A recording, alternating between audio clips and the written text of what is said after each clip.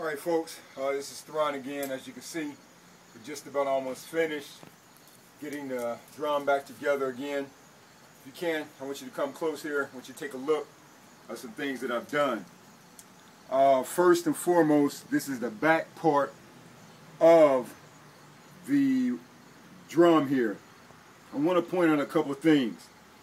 First and foremost here, as you can see here, this is the bottom part, and once again, this is the damage that can occur when you do not put in the big heavy lug nuts that are supposed to go here, here, here, and here during transport.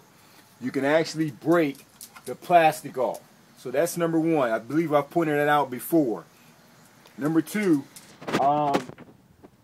this was possibly disconnected improperly. But the reason why I had to disconnect this from the washer itself was I was unable to disconnect from here, this part here. I was unable to disconnect from here because I could not take the motor off. Now, I've heard some people try to actually take a piece of wood or something and put it in here, then take this nut off. But this is plastic down here, and I didn't want to take a chance of putting something down there and turning it and breaking the plastic while this was inside the machine. So this was a two-person's job while this was in the actual washing machine itself. So I had to get in the back and lift it up while somebody else was in the front. So if the washing machine was without the motor, it would have been much easier to take out. But I could not get the motor off until it was on the ground. So once I got it off the ground, once it was on the ground, then I was able to get the motor off. Now get this. Once it was on the ground, you need to mark the motor. And if you can see here, I marked the motor on this place here and here.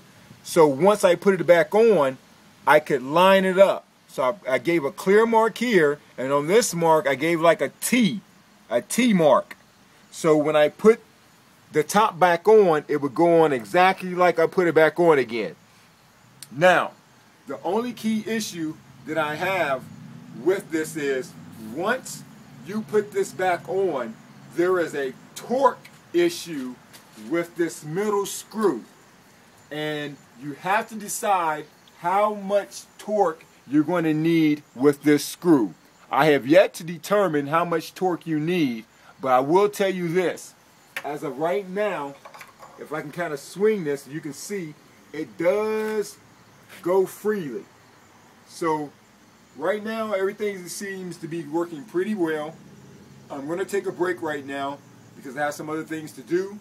The only things left that needs to be possibly happen right now is to put the front part on, get this up into the machine, and I can start hooking things back up. Also, one more thing, if you can come around real quick, what you're going to see here, you're going to see some bluish thing here. I just have some cup of spray paint, and what I was able to do, I just spray painted the inside a little bit to keep some of the rust out. What I started to notice, there were some rust spots here. As you come down here, there were some rust spots here. See the little rust spots here? There was a lot of rust spots here. As you come over here, there were some rust spots here. So I just kind of touched up the rust spots and just kind of just went around. So other than that, folks, that's it. And I'll be able to give you some more insight as I put this back together again. This is Theron signing off. Take care.